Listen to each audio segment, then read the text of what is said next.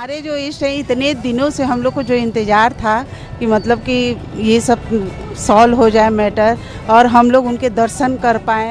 జ్ఞానవాపి కేసులో కీలక మలుపు మసీద్ దక్షిణ భాగంలో హిందువులు ప్రార్థనలు చేసుకోవడానికి వీలు కల్పించాలని జిల్లా యంత్రాంగానికి కోర్టు ఆదేశాలు ఇచ్చింది. తీర్పు వెలువడిన తర్వాత హిందువులు ఈ తెల్లవారుజాము నుండే పూజలు స్టార్ట్ చేశారు. ఇటీవల జ్ఞానవాపి మసీదుకు సంబంధించి ఆర్కియాలజికల్ సర్వే ఆఫ్ ఇండియా జరిపిన శాస్త్రీయ తవ్వకాలలో బయటపడిన విషయాలను కోర్టుకు సమర్పించింది. ఈ రిపోర్టు ఇచ్చిన తర్వాత జ్ఞానవాపి మరో అయోధ్య కానుందా అనే ప్రచారం విస్తృతంగా జరుగుతోంది. దీనికి సంబంధించిన పూర్వపరాలను తెలుసుకుందాం. చరిత్రకారుల అభిప్రాయం ప్రకారం వారణాసి కాశీ విశ్వనాథ్ ఆలయ సమీపంలోనే పురాతన హిందూ దేవాలయాన్ని ఢిల్లీ సుల్తాన్ కుతుబుద్దీన్ కాలంలో ధ్వంసమైంది. మళ్ళీ ఆ ఆలయాన్ని పునర్నిర్మించాలని ఢిల్లీ సుల్తానత్ యువరాణి రజియా సుల్తానా ప్రయత్నించినా ఫలించలేదు. అయితే అక్బర్ కాలంలో ఈ గుడి పునర్నిర్మాణానికి పనులు ప్రారంభమయ్యాయి. తిరిగి ఔరంగజేబ్ కాలంలో ఈ గుడిని కూల్చివేసి ఈ గుడి అవశేషాలపై జ్ఞానవాపి మసీదు నిర్మించారన్నది చరిత్రకారులు చెప్పే మాట.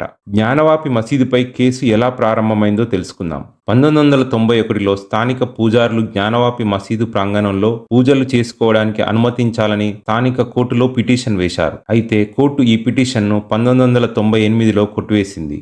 2019లో అయోధ్య తీర్పు తర్వాత మళ్లీ ఈ అంశం తెరపైకి వచ్చింది.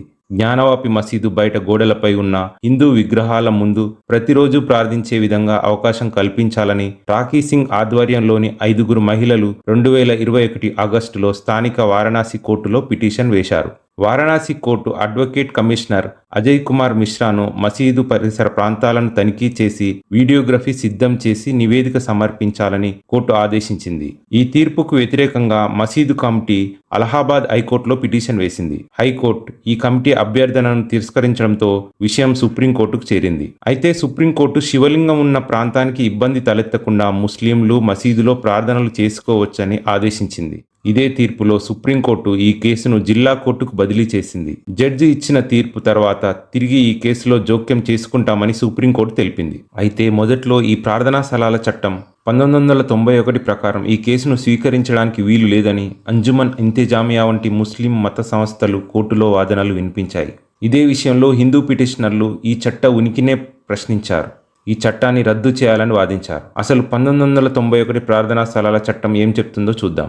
రామజన్మభూమి వివాదం తలెత్తిన తర్వాత దేశంలో ఇటువంటి సమస్యలు తలెత్తకుండా మత సామరస్యాన్ని కాపాడడానికి పార్లమెంటులో 1991లో ప్రార్థనా స్థలాల చట్టాన్ని ఆమోదించింది. ఈ చట్టంలోని సెక్షన్ 3 ప్రకారం 1947 ఆగస్టు 15కి ముందున్న ప్రార్థనా స్థలాల మతపరమైన స్వరూపాన్ని మార్చడానికి వీల్లేదని, అదేవిధంగా ఈ చట్టంలోని సెక్షన్ 5 ప్రకారం పురావస్తు శాఖ ఆధీనంలోని కట్టడాలు చట్టం నుండి మినహాయించారు. అలాగే అయోధ్య వివాదాన్ని కూడా ఈ చట్టం నుండి మినహాయించారు. జ్ఞానవాపి ప్రార్థనా స్థలం చట్టం విషయానికి వచ్చినట్లయితే ఈ చట్టంలోని నిబంధనలు ఉపయోగించుకొని కోర్టులు మత ప్రాతిపదికనే కాకుండా ప్రజా ప్రయోజనాలు, సివిల్ వివాదాలు, ఆస్తి హక్కులు అనే అంశం కింద న్యాయమూర్తుల విచక్షణ అధికారాన్ని ఉపయోగించుకొని కోర్టు ఈ కేసును విచారణకు స్వీకరించింది. అయితే వారణాసి కోర్టు హిందూ పిటిషనర్ల వాదనలను పరిశీలించడానికి ఆర్కియాలజికల్ సర్వే ఆఫ్ ఇండియాను శాస్త్రీయమైన సర్వేని నిర్వహించి రిపోర్ట్ సమర్పించాల్సిందిగా ఆదేశించింది. అయితే ఈ సర్వేను మసీదు యాజమాన్యం మరియు సున్నీ వక్ఫ్ బోర్డులు వ్యతిరేకించాయి. 2022 మేలో ఏఎస్ఐ సర్వేను ప్రారంభించింది. సర్వే పూర్తయినా దీనికి సంబంధించిన రిపోర్ట్లను ఇటీవల కోర్టుకు ఏఎస్ఐ సమర్పించింది. నివేదికలోని అంశాలు పూర్తిగా బయటికి రానప్పటికీ కొన్ని విషయాలు బహిర్గతమయ్యాయి. ఆ రిపోర్టులోని కొన్ని ముఖ్యాంశాలను ఒక్కసారి చూద్దాం. Reuse of earlier inscriptions in the structure suggests that the earlier structure were destroyed and their parts were reused in the construction repair of the existing structure. ఇందులో మొదటిది 17వ శతాబ్దంలో హిందూ దేవాలయాన్ని ధ్వంసం చేసి మసీదు నిర్మాణం ప్రారంభమైనట్లు ఏఎస్ఐ గుర్తించింది. They include inscriptions in the Devanagari, Grantha, Telugu and Kannada scripts.